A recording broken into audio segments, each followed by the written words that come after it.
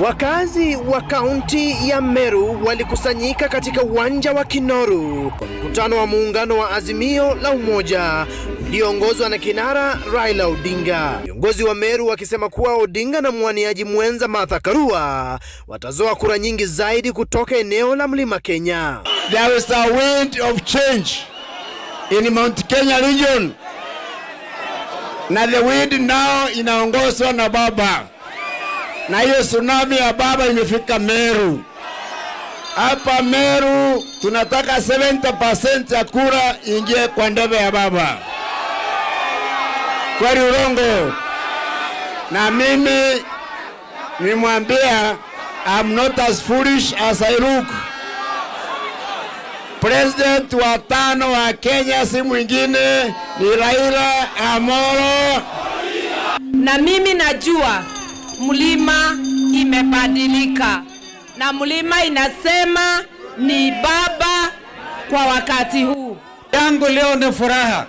Nimeona Meru imeamua. Ukweli usemwe. Ndugu Kiraitu, when we came here for the BBI rally, this was not the mood.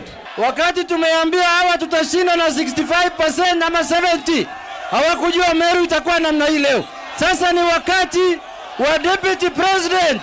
Odinga amesema eneo zima la Meru sasa litakuwa ndani ya Azimio One Kenya kupitia chama cha Mbas cha Gavana Kiraitu Murungi. Baada ya sasa miaka 31 tumerudi Kinoru tena.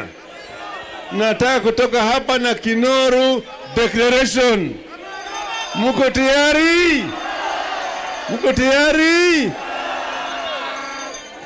Tunataka Wameru wajiungane na Wakenya katika harakati ya ukombozi wa tatu. Kwa hivyo declaration ya leo ya Meru ni kwamba mulima imebadilika, na yule haoni, yule hana macho, tunasema si aliye hana macho ambiwi nini? Ambiwi tazama. 2010 alienda hii safari peke yake namna hiyo, akapinga hii katiba, mnakumbuka? Akapata 30%. Hata raundi hii baba ako na 70%. Sasa mnajua nani iko na 30, si ndio? Kwa hivyo msipoteze kura.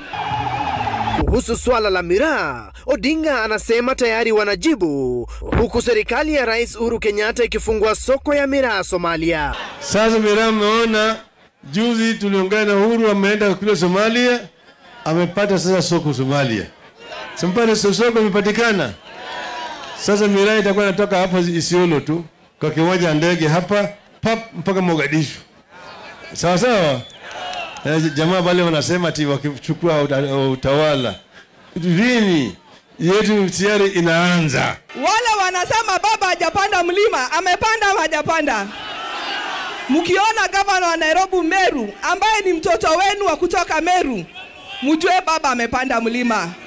Wale ambao wanakuja kutuletea siasa ati baba hawezi panda mlima, nionyesheni amepanda mlima. Angalie yule ako na rekodi ya kuchunga mali ya umma. Ukiangalia leo hakuna mwingine yule anaweza kuchunga shida za Wakenya ni Raila Amolo Odinga.